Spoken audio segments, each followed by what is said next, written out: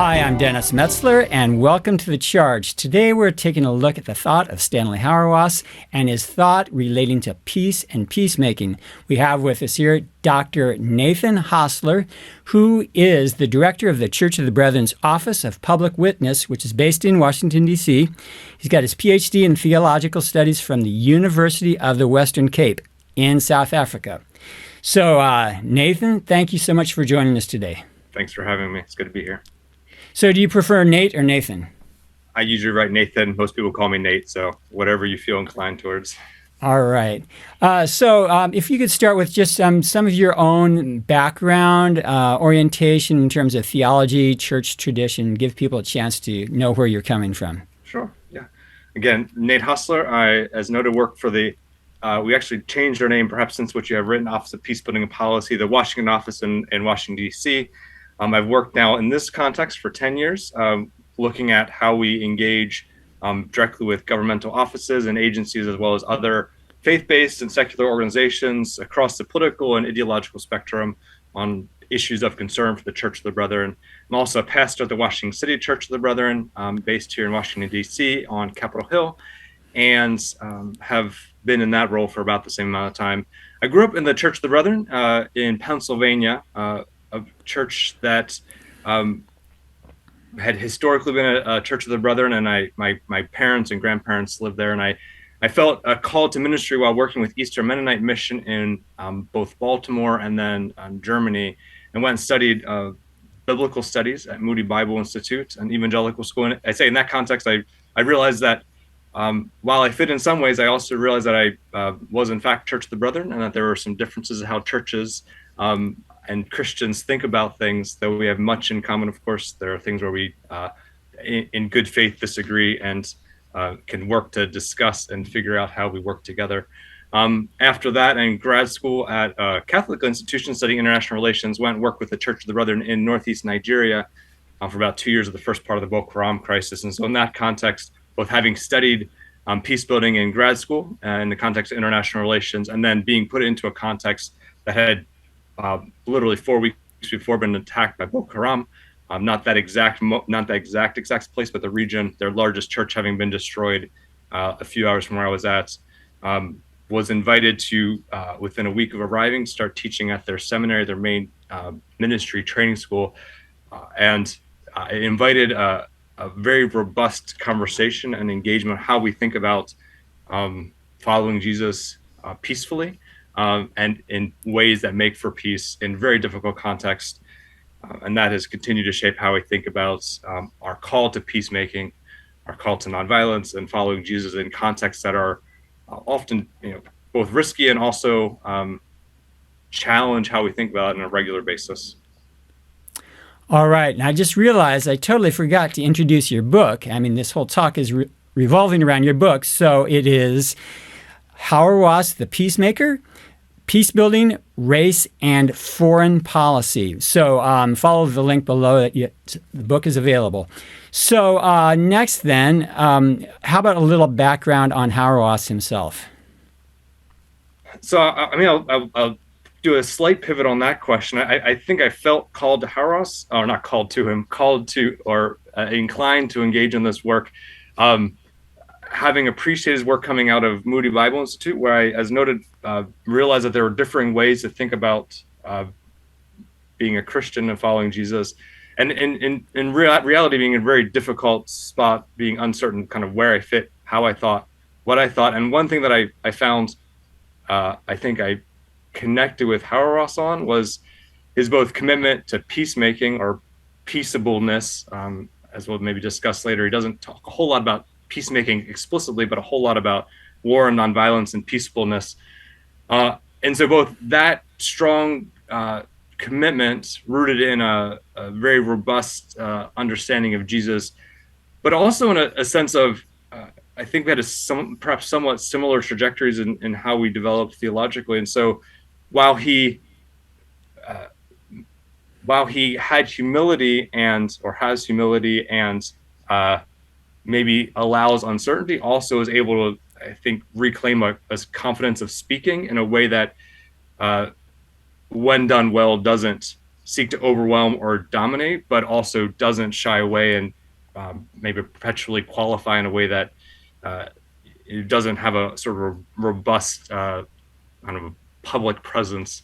Of course, many people read his work as aggressive or somewhat combative, and I think one can discuss whether or not he overdoes that or is perhaps a little bit strong that way. But I see this out of an effort to speak truthfully and faithfully, and also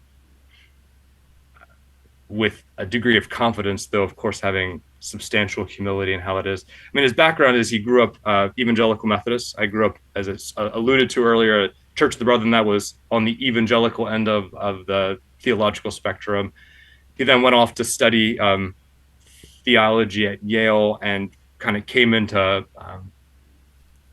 perhaps some confrontation with other ways of thinking about theology. And so came out of this not fully where he was, but also perhaps not fully where he felt some of his colleagues or professors were.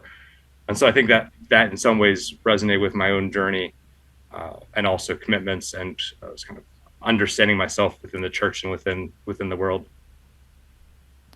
Okay, and then he went on to teach where? Right, yeah. So he taught in a few places previous, and then most of his career was spent at Duke Divinity School. It's where he retired from. And so he theologically identifies as a high church Mennonite. And so he was affected substantially by John Howard Yoder's Mennonite theology, as well as high church traditions and ecclesial life. And so he's lived in some version of Episcopal or Methodist congregational settings, as far as I can gather from his writing. All right, then. So how about you give us a definition of these basic terms? So I'll give you three, and then I'll give you the other three. So peace, peacemaking, and peace building. All right. So as with all these things, these are discussed at great length and also in various ways in various academic literatures.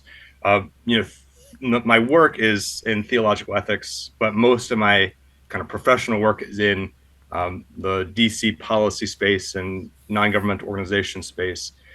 And so we think of peace very basically and theologically within both the theological tradition and scriptural tradition. I tend to root this in the vision of the Hebrew scriptures of shalom, so well-being that encompasses all aspects of life. And so it's not just the absence of conflict or the absence of violence, but the presence of well-being, both good relationships between individuals within communities and also with the rest of the created order, the non-human order environment. And also thinking theologically with God, we see this playing out in scriptures in a range of ways, from reconciliation with God through Jesus being given a ministry of reconciliation. So when I think of peace, think of this in very expansive notion that ties with the interconnectedness and relationality and well-being. And then peacemaking? Peacemaking. Peacemaking, I see as the active pursuit of this. And so this tends to, in practice, relate to moments of conflict or violence. Again, so it can be fairly expansive, which I think peacebuilding also gets at. So peacebuilding, I would tend to see within the policy or the secular academic space. The book has peacebuilding in the title, essentially indicating how I'm interacting theologically with this broader area of work. Peacebuilding in that context, in the organizational space, so for example, Alliance for Peacebuilding tends to be aimed towards context of violence or instability or conflict. It pays attention to the broader causation, so poverty, governance, all these sorts of things, human rights violations, but it tends to be oriented towards sites of conflict or violence. Okay, and then the other three: nonviolence, pacifism, and non-resistance.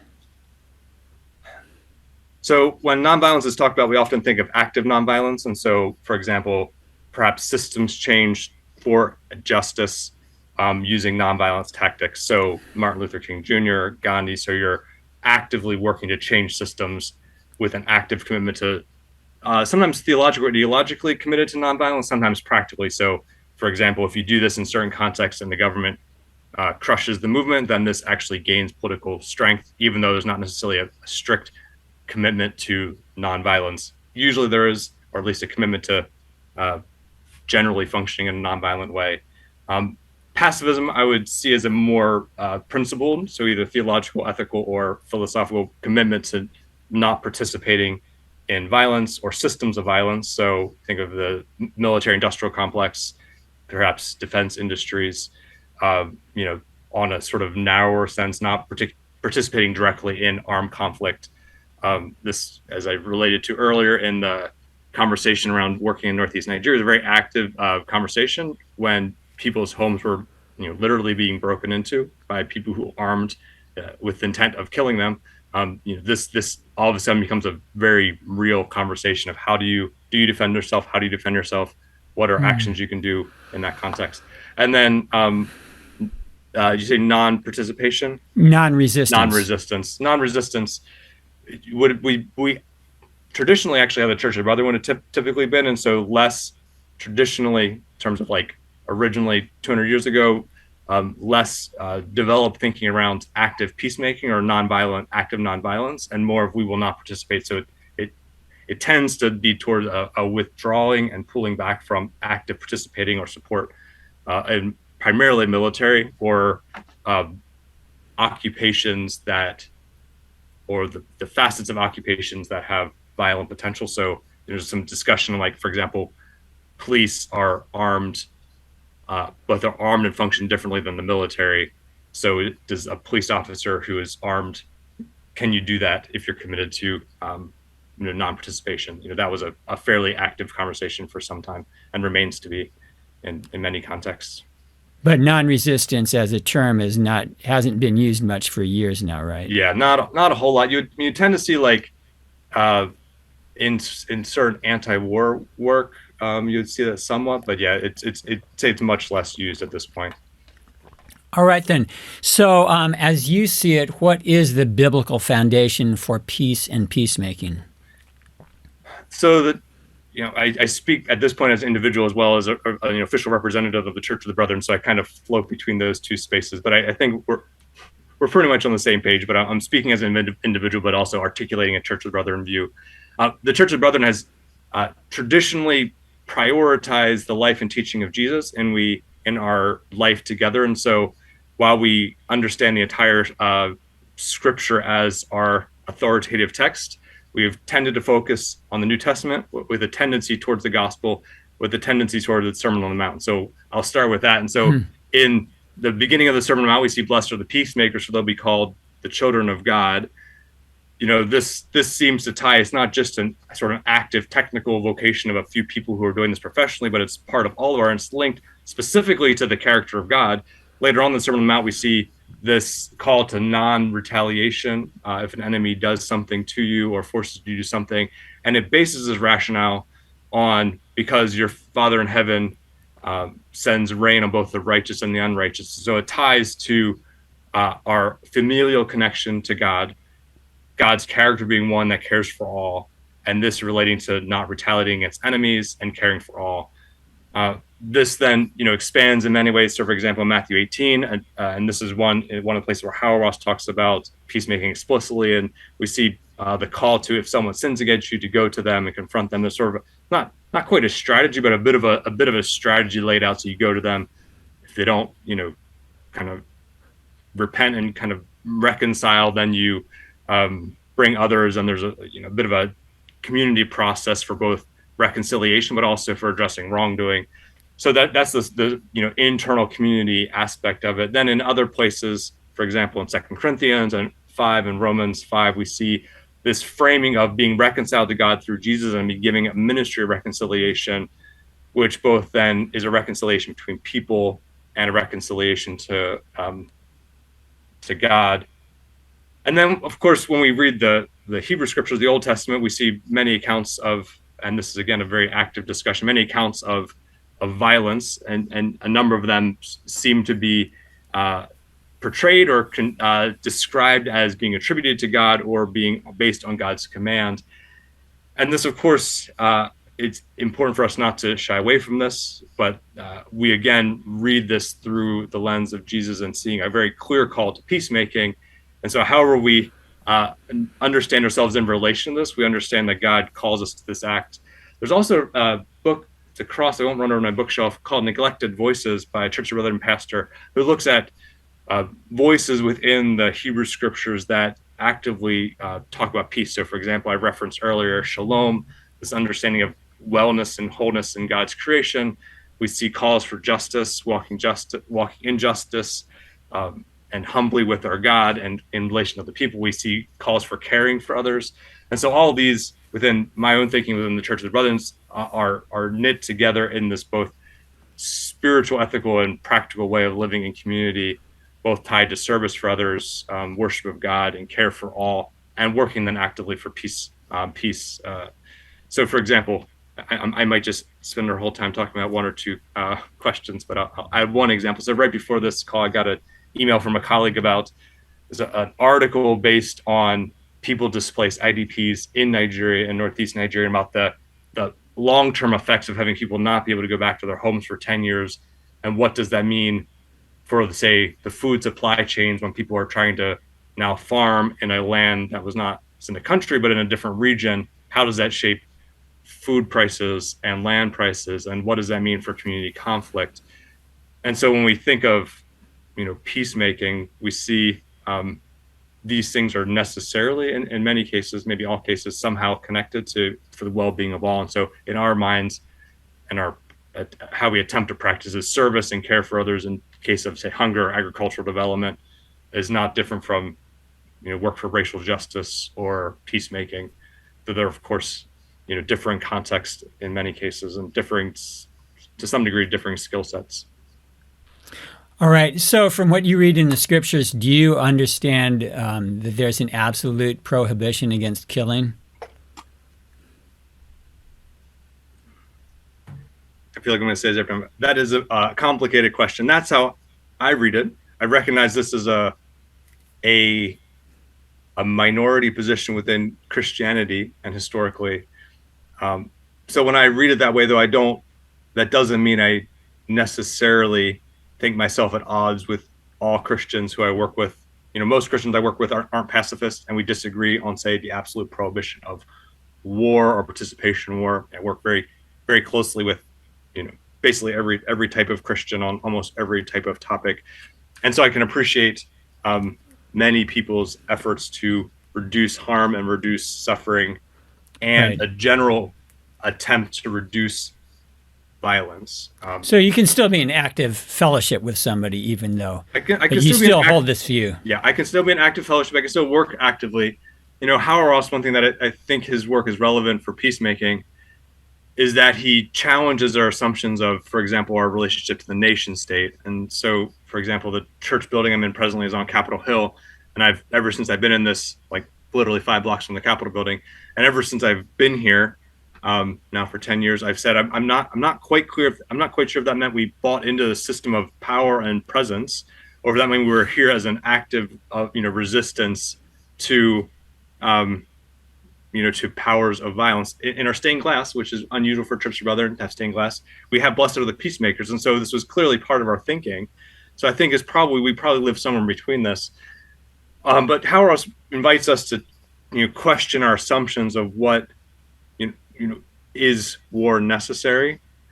How much does this frame our very understanding of life? He calls war our liturgy, our what brings us together as a nation. He also pushes us to think about how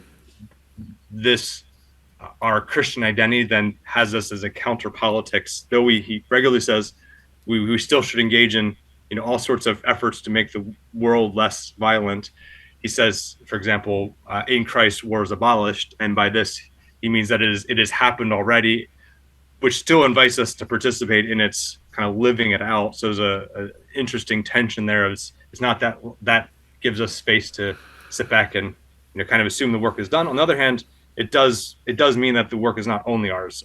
It's not just my strategy or my advocacy skills or my network. But I think where this also then invites us, this is very, very relevant in DC, but also throughout the US, the military industrial complex. So the set of industrial practices and companies that are set to supply our military endeavors are, intentionally everywhere. They're in every, if not virtually all, if not all, congressional districts. This is very intentional because people then have an economic incentive to stay stay more. And you see this as soon as Ukraine happens. I flew down to North Carolina for a National Council of Churches meeting, and I was almost on the same flight, but he didn't invite me on his plane. Biden landed at the same time, and he was going to praise the local weapons manufacturer, to say, look, you're doing such a great job. We really need to send a lot of weapons. Thanks for ramping up your efforts. I mean, they're clearly making money on this, so it's not as though it's not an act of benevolence. It's a money making opportunity. And so when we see this, when you see how closely all of our lives are tied into the economic incentives towards war, I think Hauerwas and our own discernment invites us to see how, even unintentionally, how much we're embedded in systems of violence, and how do we work in relation to that. Okay, so you identify three theological themes in Hauerwas. So let's start with his Christocentrism. How does he see Jesus? I was just looking back through. So I wrote this a little while ago. I was looking back through, and what I note is that he very intentionally has everything woven together so that I identify specific themes within his work. I would imagine he doesn't particularly like. I see his Christocentrism, which is a word I don't believe he uses anywhere, as related kind of similarly to how the Church of the Brethren has often seen things. So he sees Jesus and Jesus shaping and call in our lives as core to the identity of the church. And so it's very practical. So for the Church of the Brethren, for example, our tagline, which is, we don't have a creed. The tagline is not a creed, but it is how we roughly define ourselves for a long time, as being continuing the work of Jesus peacefully, simply together. So you see main themes here of we're participating in. So Hauerwas has this idea of as Christians, as individuals, we join in the church, which is joining into a larger narrative, which then shapes and overtakes our narrative. And this is the narrative of Israel and Jesus, the narrative of God working for reconciliation. And so we join in this narrative and then are shaped by this narrative through formation. He doesn't often use the language of discipleship, but the Church of the Brethren, we've typically said discipleship, this notion that we're shaped. His language is typically around virtue. Earlier in his career, it's around character, but the notion that we're shaped and our theology is not separate from our ethics. Our worship is not separate from how we live in the world. So that's how I read him, and would define him as Christocentric, as a common theme for how he frames the work of the church and the life of the church, and ours as Christians within that. And so his theology and ethics are very much grounded in the church. So what is noteworthy about his ecclesiology? So for one thing, he regularly says, which is hard to articulate in a way that he probably would like, he often says the and between theology and ethics is a problem. So there's no theology and ethics. He on multiple occasions said he doesn't really like being called a Christian ethicist or theological ethicist. He's a theologian, and that necessarily has ethical components. So his ecclesiology, I mean, all of his work is fairly, probably many people say, very informal. And so it's, he's not systematic. He's not breaking down all the pieces into kind of discrete parts, but his ecclesiology is the church. Our primary life and identity is through the church. The church itself is political in that it's public, it's out, it's not just for our personal betterment or for me and Jesus, or kind of us for a sort of a separate religious, is not separate from kind of the rest of our life. There's no rest. It is the thing. And so in this way, the church is, one would say, fairly or very organic. It's a place where we live and are shaped, where we submit ourselves, where we are also empowered to follow Jesus, which again is a number of not very formal terms, but is how he often discusses and describes the church. All right, then. And as far as his stand on violence, how would he articulate that, and what's his rationale behind that? So I would say it's similar, but articulated somewhat differently than how I talked about peacemaking or nonviolence. So, as we join in the story of Jesus and the church and God, we see that through the cross, Christ has abolished. He says, "Abolished war, abolished violence." And so, in this, Christ has done away with and has undone all of the identities that would usually form us. In this case, usually in Hauerwas' thinking, usually the nation state or identities that would divide us. So, for example, he says he gets accused of being a sectarian. He says the nation state is actually the sectarian. Only the nation state's asking me to go, kill on its behalf and approve of this. So Christ, having taken on and overcome this violence through the resurrection, as well as forgiveness, even in the face of this violence against him, this abolishes and undoes the violence that we often feel shapes our lives. And then because of that, and because there's not a difference between theology and ethics, then when we live this out, it invites us into active peacemaking, which he says many people, I'm not sure if this is actually true, he says many people, say they want peace, but don't actually want peace because peace sounds boring to them. It sounds like nothing's happening.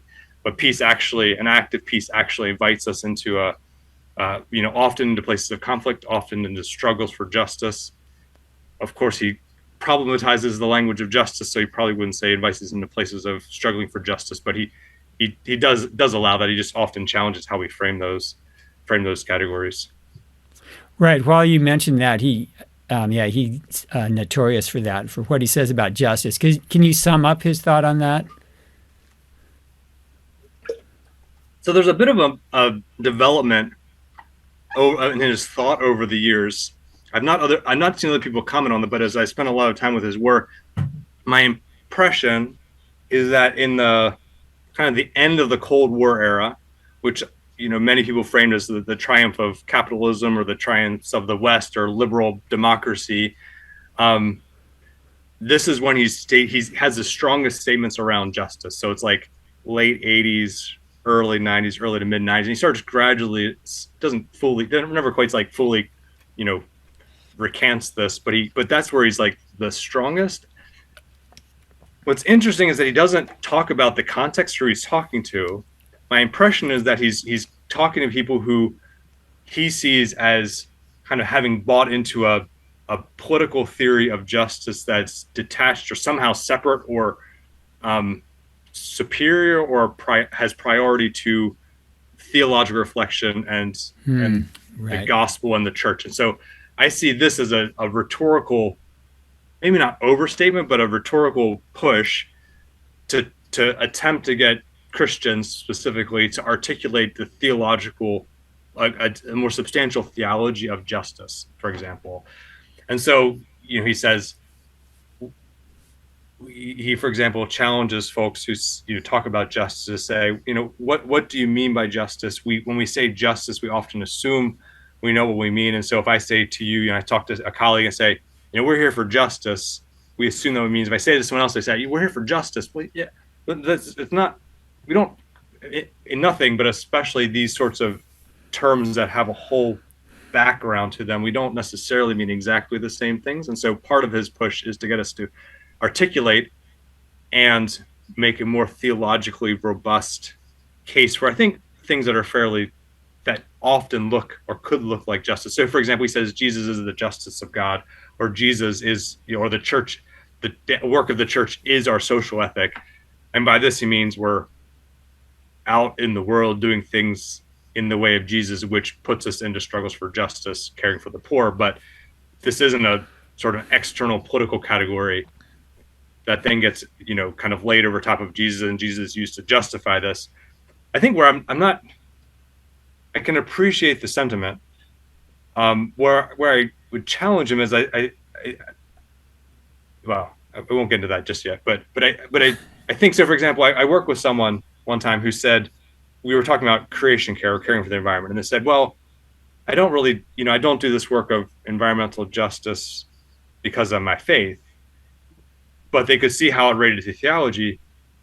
So I could take that as faith value, but that person also had grown up in a church, specifically a Church of the Brethren. And so I'd grown up in a sort of environment of caring for the world being part of our spiritual journey. And so I'm not sure if you could say that even if that person didn't articulate it as in a theologically substantial way, or even necessarily realize it was connected to broader sort of theological formation, it doesn't mean it wasn't somehow related to theological formation. It just means perhaps the need to work to have a more robust theological articulation, and also that they could be challenged by that. And so it's not that person's view is perfect and there's no challenging of it, but I think in some ways Hauerwas is being a bit kind of having these sort of separate silos that he tries to break down when he says, there shouldn't be an and between theology and ethics.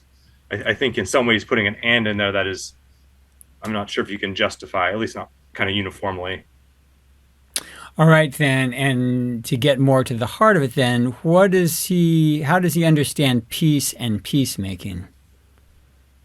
So I alluded to this a little bit, and so much of there's relatively few places where he talks specifically about peacemaking. In the book, I give some more focused look at taking time for peace. Taking time? I forget the exact subtitle of the chapter, but he looks at this Matthew 18. It says something like, "Peacemaking is a virtue of the church, and it's a virtue of Christians. So it's part of our very identity and who we are. And because of this, we're willing to engage in conflict for the good of peace. It's not just a avoidance of conflict or an assumption that if there's no active conflict, we're in peace, but we kind of is an active engagement." Then it ties. This relates very much to this challenging notions around war and the nation state. In the book, I do some, it's not super detailed analysis, but I look at a few of his works at a whole. So, for example, War and the American Difference, and look at this as a function of, I say the book itself is a witness against war, challenging our notions of war, and as such, it is a form of peacemaking. It's not all there is to peacemaking, but challenging assumptions as for a theologian whose primary work is in words and writing and speaking, this is a form of peacemaking. And so he frames it. He doesn't like the and so it's the ecclesiology, the work of the church and the life of the church is not different from peacemaking, which is not different from worship. And so when we worship God rightly, this is a function of reconciliation, and to worship well, we need to be reconciled with one another, and the church then cannot be living, and this is a bit of my word, but cannot be living in a improper or domineering way in the world. And so when you think of present discussions around anti-racism or undoing racism, this then invites me to challenge my existence as a white person. How do I think about my existence in relation to racial injustice presently and historically in the U.S.? How do I work to right those wrongs, to make systems and community relationships that are better now, so characterized by justice? And so this is the work of worship, as well as the work of the church, as well as a personal work, as well as necessarily community work. And is how he embeds that. Okay, then, and as far as forming believers, what some of us might call discipleship, spiritual formation, he talks about virtue, character, narrative, and liturgy. So how does that function in the life of the church and in the vocation of peacemaking? So this actually goes to kind of how I relate him into the work of John Paul Lederach and the Moral Imagination, which is more properly a peacebuilding, not quite theory, but work more narrowly on peacebuilding rather than theology. So the character and virtue are formed by the life of the church, so liturgies, practices. By doing these peaceable actions together, we then are formed through practice, not unlike or very similar to apprenticeship. And so you learn to be I grew up doing carpentry with my dad. I learned to do carpentry by, hammering. My first carpentry project that I have is a little piece of wood that says in probably 5-year-old scrawl, "Nathan's coat rack," and it's 3 nails hammered into it. So I learned how to hammer, and hammer even now that I don't work as a carpenter and haven't for 15 years. It feels very natural to hammer because I grew up practicing and smashing my fingers and whatnot. And so the liturgy, which forms us in both the language and speech of the church and right worship, in Hauerwas's rendition then forms us into people who can work peaceably in the world. So for the Church of the Brethren, for example, we have our primary, traditionally and mostly presently, our primary communion is through what we call the love feast, which is a bit of a reenactment of the Last Supper, and where we actually physically wash feet. And so there's been some discussion, or at least reference over the years, maybe not always super detailed, but the idea that by practicing washing feet, we learn what it means to serve, or we begin to learn what it means to serve. And then by going out and serving our community, we're challenged by this. So the call, in my case, the call to ministry, it was with Eastern Mennonite Mission in Baltimore. And I was having grown up in a rural, predominantly white community, I was put face to face with historic and present racial injustice. And there was a pastor who came in and said, some very definitive and strong things about our presence in the community and the purpose of forming us. And so I gradually became, by being put in through the life of the church, being put in that context, was invited into a formation process, which has allowed me to think through. I have references also with my first work post college and grad school with being with the Church of the Brethren in Nigeria. And it was a week after arrival, which was about 5 weeks after the first Boko Haram attacks. And I walked into a classroom. We started reading the Sermon on the Mount together. And people said, so what should I do if someone comes into my home to kill me? This says love my inner enemy. Should I just let them kill me? And this is not hypothetical in this case. And I said, we've committed to reading this together. You identify as people who follow Jesus and also live within a peace church tradition, and I as well, but this is difficult. And I'm not going to stand here as someone who can leave and say, this is definitely what you should do and goodbye, but we need to struggle with it and work. And what does it mean for us to react differently or think differently about this notion? We come up against this all the time in DC around issues of war. Our imaginations are formed in such a way that we cannot often think outside and imagine and do something different. And this is the formation that Hauerwas talks about: liturgy, the life of the church, being together, struggling over mundane things. He often says, like, waxes eloquent over board meetings, for example.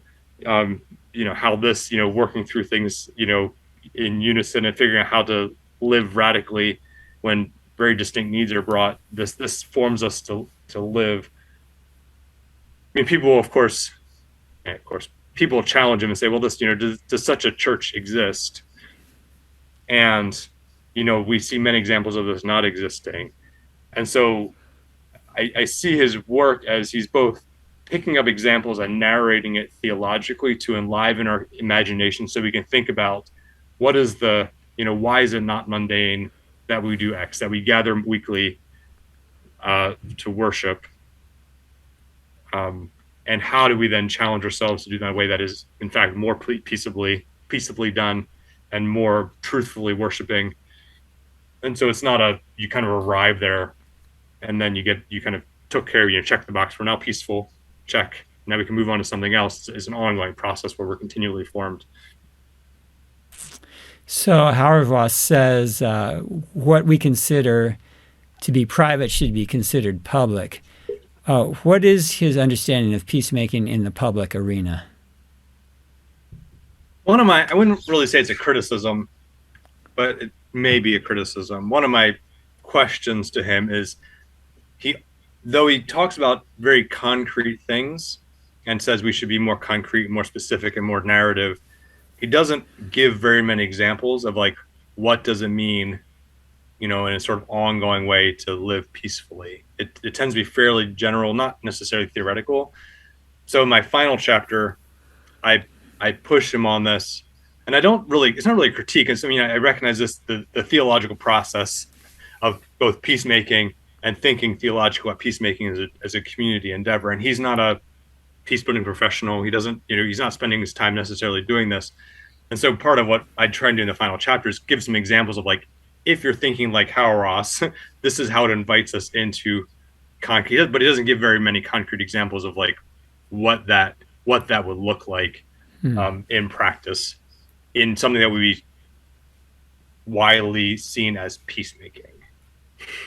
So he might say, like, worshiping together is a form of peacemaking, but doesn't necessarily say this is what it looks like for a church to be present in the middle of a possible military invasion of another country, or in a context like Nigeria where the church is, the Church of Brother in Nigeria spent like at one point 70% of their members were displaced by terrorists. So like he's not in that context, and so he doesn't have necessarily the examples from that context. So I would say it's a gap, but it's also something that I was trying to fill in, I guess, in my final chapter. And he does talk about ecumenism, the unity of the greater church. What is significant about his thought there? Again, he kind of does it a bit differently than you typically, or at least many people would think about ecumenism in terms of the formal sense. And so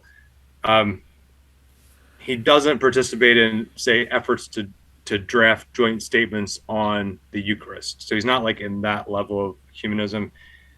It would be he tends to focus more on church in relation to the nation state and how that relates to churches in other countries or other places that are technically divided by their nation states, and how we have a joint purpose and a joint identity across what are typically seen as dividing lines. And so that's where I see him fitting in. Again, it fits in a bit like his general or his other ecclesiology of the local church. And so we figure out where we have common identity by working together and actually talking about it. So he says, for example, we shouldn't assume we may find we have unity, but we shouldn't assume we have unity and just say, hey, we have unity and impose it on others, but we should actually get to know them. And in getting to know people practically and talking with them, then we actually understand, oh, look, this is both for ecumenical relations as well as interfaith. I think where I guess I have concern on this is, so for example, in one case, get the exact reference, he references, I forget if the whole context was on interfaith, peacebuilding, interfaith relations. He says, well, if I come across a Buddhist in, it was some town where you guess traditionally in sort of white America, you wouldn't assume a Buddhist person is going to be. He said, if you come across a Buddhist in, this place, I think it's Arkansas, you could walk up to them and say, like, you don't need a theory of say, interfaith harmony. You can just walk up and say, hey, what are you doing here? And get to know them. I think where I guess I'm concerned about this, and I'm not sure if he's adequately reflective, is a white man with a PhD from a prestigious university has the power differential of walking up to a person who is perhaps substantially feeling like a marginalized or minority in their community, and just walking up to them saying, like, hey, what are you doing here? It's not like we either not be neutral or won't be perceived as neutral. It could easily, and so I think his broader point makes sense in that we don't need a theory of, say, interfaith unity or, universal this or ecumenical unity. We just need to get around to like getting to know people and kind of working through it in a organic discussion sort of way, both in practical terms. So like, how do you work together on particular concrete needs, but also while doing that, then get to know that person both as an individual as well as their traditions. Is how he talks about ecumenism in a few contexts. So you and along with many others have critiqued Hauerwas on what he said about race, or more on the lack of what he said about race. Why is this noteworthy?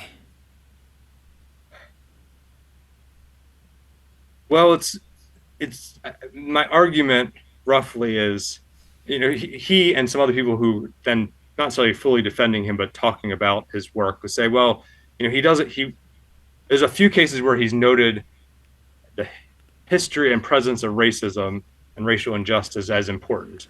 And so it seems that somewhere, he's concerned about this, but he doesn't talk about it. And so the question then is, why doesn't he talk about it? As a white person kind of embedded in racist or previously racist and presently racist, institutions, how do you not talk about this? And my argument is, he doesn't need to assume that he knows what he's talking about. Some people say, well, he knows he doesn't know what he's talking about, and so he just doesn't say anything because he doesn't, he doesn't want to assume in a sort of self-righteous way that he knows what he's talking about when he talks about race, which probably is an accurate read of what he's doing. my argument was he reads widely, he regularly critiques himself and the church, usually the American church, in public, in sort of informal or like not fully formed ways, like he's kind of just using and so both his breadth of reading and then his public sort of unpolished reflection or self-critical reflection uh, make the possibility of reading more broadly and understanding the struggles of African Americans and people of color in this country and understanding this more. When you start understanding them and experiencing, then we are compelled to speak, and not necessarily at a way of controlling or self-righteousness or I understand it all because I talked to someone about X, but but the need is to work at that publicly. And if you don't, in the U.S. context, if you don't, you don't have the. I don't think white people have the benefit of the doubt of like, well, they probably have it, or they're probably not racist, or they probably don't have these sort of things inside of them, just because they're generally good on things like peace or justice. But it's an active process, and similar to peacemaking, it's not a one arrives at it and then you just get to kind of sit there. So, for example, Hauerwas says on peacemaking, he says, "I'm not a naturally peaceful person. I don't know if he says he's violent. He says, I'm not naturally a peaceful person. So I publicly say, I'm committed to peace and I'm committed to nonviolence because it forces me to try to live to that." And I think similarly in terms of racism or racial justice, by speaking about it publicly and, transparently, this then helps people such as him and myself to come to a better spot, and a spot where we can work for more justice and more potentially reconciliation, but at least justice. So where do you think Hauerwas comes up short on peacemaking? Which is this is the title of the book, right? Yeah. It's got a question mark there. Is he a peacemaker? Is that his focus, or? I think so. I put a question that when I it was not the original title of the work, and then I changed it to that. And the editor, the publisher said, "I'm not sure about that. That feels overly negative, having the question mark." And I said, "Well, I don't. My impression is many people who read Hauerwas and read, titles like "Justice is a Bad Idea" or something like this, don't see him as like people are not. They're not defaulting to think he's a peacemaker. They might say, well, he's committed to nonviolence, or Jesus as nonviolent, but he's not necessarily a peacemaker." And in part, that's a critique of the critique he raises in his limited works on peacemaking. Peacemaking is not a kind of quieting of things down. It's an active engagement, which often involves conflict. And so I think Hauerwas is a peacemaker that needs a broader community, which is, I think, what he would say as well. Like, he doesn't do everything. This is the image of the body of Christ. Not everyone doesn't do everything fully in every way. We have particular calling. So if you're a peace building practitioner in the professional sense and you're a Christian, I think you should also think theologically about peacemaking. And if you're a theologian professionally and a Christian, you should be thinking about peacemaking and living peacemaking, but your primary vocation is not, say, negotiating peace deals, internationally, or all there are ways where you work, and everyone has a finite way doing it. So I think he is a peacemaker. There are limits to what he's doing, and which I think he would also agree. In many places he says the good thing about being around for a long time is if you wait long enough, your students will say what you'll say what you wanted to say, and will say it better than you. And so he recognizes that as well. So he's a peacemaker. He doesn't have everything, but no one does. And there's some places where I think he comes up short. So on the final chapter, I say the title is something like "Where Hauerwas Doesn't Take Us." And so the part of that that's most critical, or specifically critical, is on the racial justice. Putting him alongside Lederach's moral imagination is suggestive. So Lederach is a peace-building practitioner professionally. And I say there's a lot of similarities between how Lederach frames peace-building and how Hauerwas talks about peacemaking in the work of the church. And so that's not a critique of Hauerwas. It's just saying this is suggestive for people who are, wanting to live this practically. And then the final section of that chapter is on foreign policy and religion. And again, I don't expect, Hauerwas isn't a policy wonk, so I don't need him to be. But this is again suggestive of how we think about religion in the role of foreign policy, which is a very active conversation in DC, for example, in relation to Nigeria and Boko Haram. Is this religious? Is it economic? Is it political? Does it make any sense to have these various silos broken down? How does that affect our analysis? How does it affect, where we put our money? So specifically then, how could Hauerwas be more complete in terms of peacemaking, or how could people coming after him be more complete? I think he should both read and get to know, in a deeper sense, people who are working vocationally as peacemakers or peace builders. I think he and others in sort of similar vein, critique versions of Christianity who do basically the work that I'm doing. And I think it's partially based on a misunderstanding and partially a reasonable critique of, work in policy and advocacy is not the only work of the church. And it's not the only political work of the church. And I agree with that. So I think, getting to know people who do this sort of work day in and day out would be valuable. I think on the question of racial justice, reading and reflecting publicly on more Black and brown theologians and hearing their stories, which he's done more later in his career. And so I think he's heard those critiques and has done that more substantially. So I think, more substantial engagement so that as he theologizes, which is his work in relation to the world, he has in his kind of repertoire of experiences, even if they're like secondary experiences of what does it mean for churches to live in under a terrorist organization? What is that? How do you do that? I think that would be really valuable. And I think peace building practitioners would gain from that reflection, and he would gain from those experiences. And so then in terms of foreign policy and international relations, your critique would be? I don't know if I have a critique. I would say I think there's ways to extend his work. And so that's what I attempted to do. So it's less of that I think he's necessarily missing the mark, than more I think there's space to grow and to. Okay. And so, for example, he says, he responds to a similar critique. Someone says, why don't you tell us how to do this? You say wonderful things about peacemaking. Why don't you tell us what to do? And he says, this is him recounting the critique of him. So, I didn't witness it. And he says, well, I said to them, just get around to do it. If you're a pastor and you want your church to be, less militaristic, then, get out and preach peace. If you want these things, get around to doing, just do it.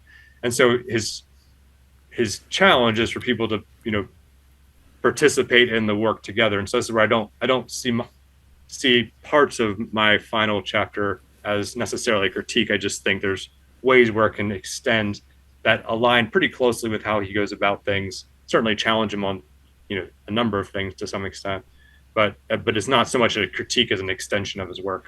Okay, so how would you extend it then in terms of international relations, foreign policy? Well, there's a number of ways, and none of them necessarily all that straightforward, and none of them sort of the one size fits everything. So one way, say, for example, in the DC context,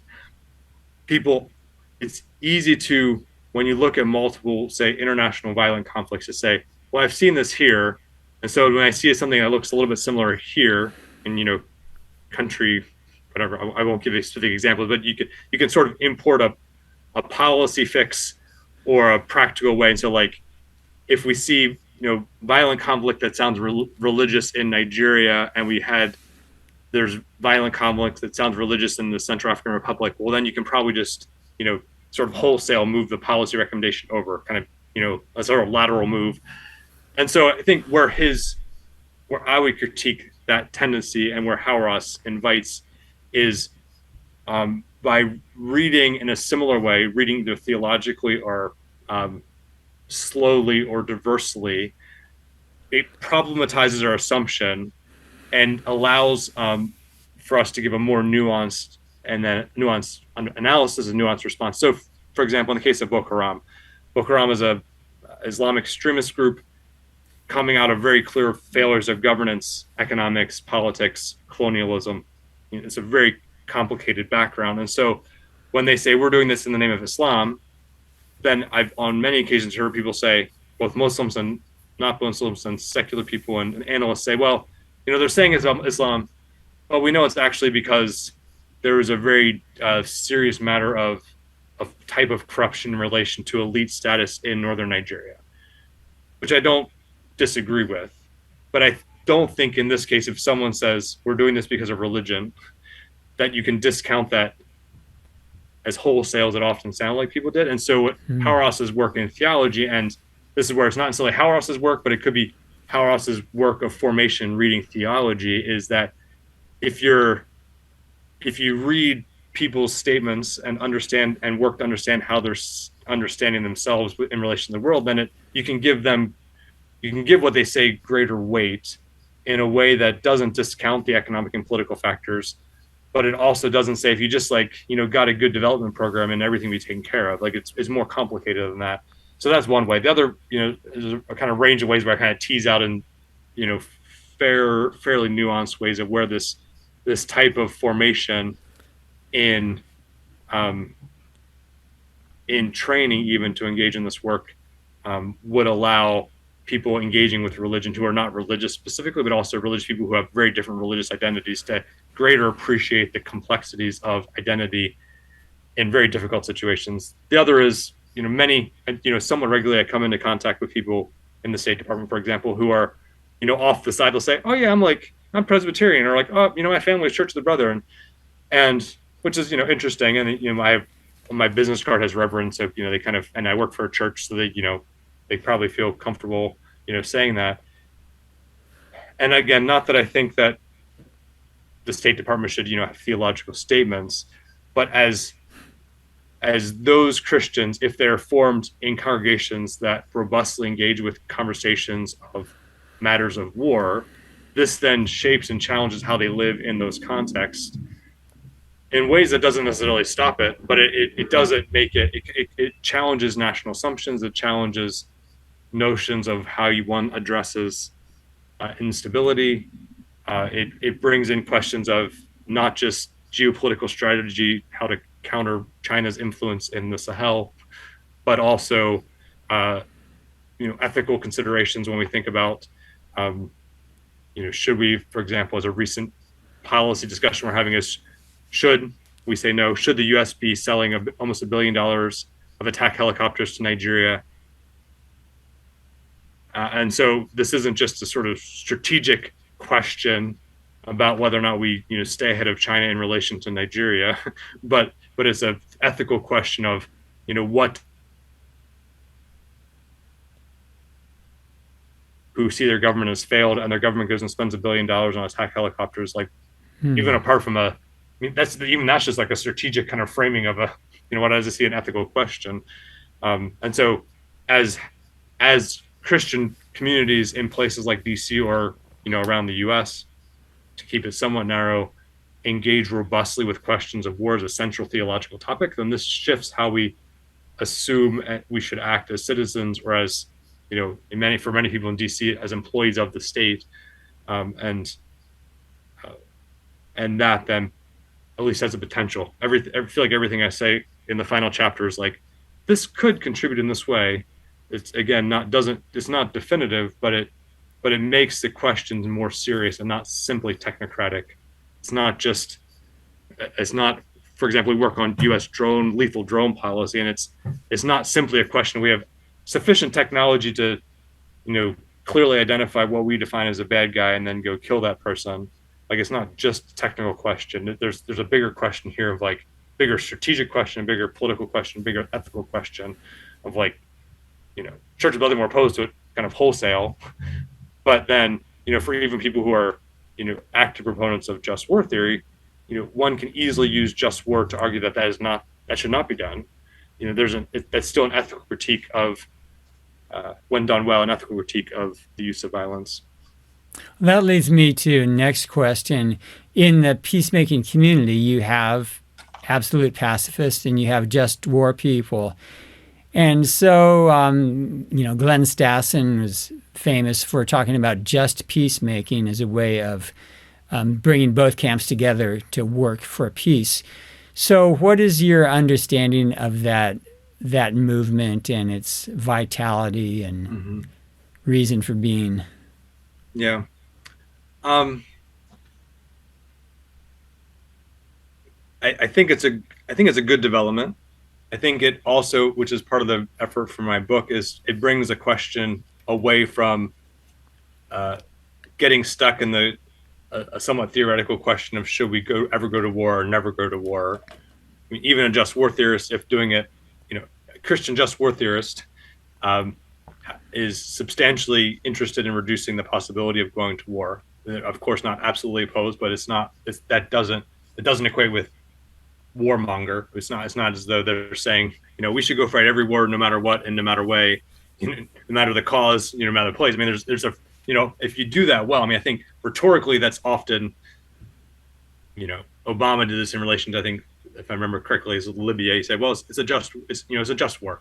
He just kind of, put it out there. It's like, well, that, takes care of, we say it's just, so it is. Like it's often used rhetorically. But when done well, it is, they both, across the board, there's an interest in reducing harm, reducing violence. Generally, of course, there are many people who are, would not necessarily fall into that camp of good faith working to reduce violence. And so I think that just peace is an interesting development, and I think is where I function, much of my work. And so we'll answer questions and kind of work at, the sort of absolute rejection of war, but also working to develop skills and strategies and thinking that then will work to develop peace. And so, for example, in the Ecumenical Call to Just Peace of the World Council of Churches, the companion guide to that, there's not an absolute prohibition to say there are some cases when all things have failed, and though we lament it's the case, we think that use of armed force is justified. But they have this, what I think Just Peace does is pays much more attention to the front end. So it's not, the question is not, when something has gone down, we need to respond, or quote unquote need to respond, but it pays attention to the longer trajectory beforehand. So invests in things that make for peace. And so, often in the DC context, it feels like you can see where our interests are, when I say we generally, I'm meaning broadly as a U.S., which includes the government. You can see where our interests are is where we invest, and we are very disproportionately invested in things that are either direct or related directly to matters of war, making war, and grossly under investing in things that make for peace. And so Stassen lays out, and others who do just peace work, lay out a range of things. So like, the question is not simply do we bomb this person or this person or not bomb them, but do we invest in political and economic systems internationally and nationally that promote the possibility of just relationships? For example, do we invest substantially enough in diplomatic relations so that we don't get to the point of escalation beyond easy return? Of course, these investments don't guarantee peace, or certainly not in the sort of most full sense, biblical sense peace. They push us closer towards something that is more peaceful, I believe, or can. But of course, rarely, and many would say never, has investment in war got us to where it claims to either. I mean, we've just, officially have ended, we're, I guess, right on a year, just a week or so after a year of withdrawal from Afghanistan after 20 years of war. And Afghanistan's in an active famine. We've frozen assets. It's a terrible situation. So those who say we can't invest in peace because it doesn't do something well, I mean, you can't. It's not like there's like you invest in war and it does something well either. It's not like they're like it's not a good faith argument, I don't think, to say that. All right. So finally, our last question, application. What do you say to the church today in terms of peace and peacemaking? What can the church do? I guess what I should say as an author is you should read my book. I think, making peace a focus of our work and study is critical. Willard Swartley wrote A Covenant for Peace. I think it's about 10 years ago. And in that he notes that, for all the work on New Testament ethics that have been done for, centuries, there's relatively limited focus on peace, even though peace shows up, if you do a word count, it shows up pretty regularly. It's pretty robustly present, but it's not directly there. So, I mean, on the very basic level, it's reading isn't everything and thinking isn't everything, but it certainly helps to think and focus on. So for pastors, thinking about what it means to preach about peace, both on the interpersonal as well as on the geopolitical. My world, I tend to get stuck in this sort of geopolitical space, but, how do I, if I'm working on, what's happening in Ukraine now, how do I also think about how I respond to someone when they cut me off when I'm biking home from my office? Like, how do we continually challenge ourselves and think together for active peacemaking? How do we invest in that? So, it's easy for me to criticize the government and say, look, you just, committed this many billions to, the military budget. But how does the budget of my church, how are we investing in peace?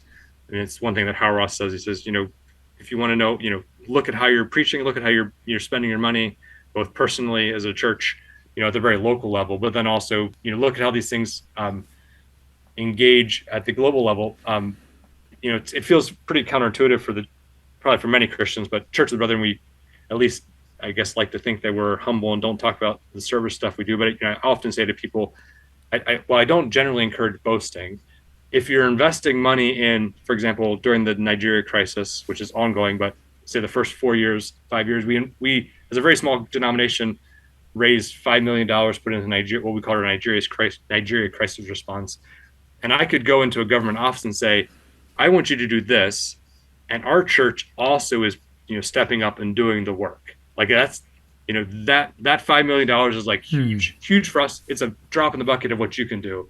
And so it kind of sounds like I'm boasting, but what I'm trying to do is leverage that to change a policy, a system level. So it's not just sort of political advocacy, sort of high level statements, but it's also not just community engagement. How do we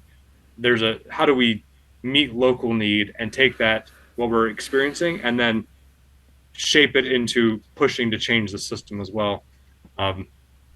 So I guess learn, continue to challenge how we live personally, ask the question of how we live in our particular location, and then how do we tie that into policy questions or larger system questions. And recognizing while we're all called to a lot of things, we can't all do everything full time, of course. And so, each church, each person has a calling, a vocation that, though broad, has some very specific and narrower applications if we're going to do it well. And that is, I find surprisingly difficult to be okay with that.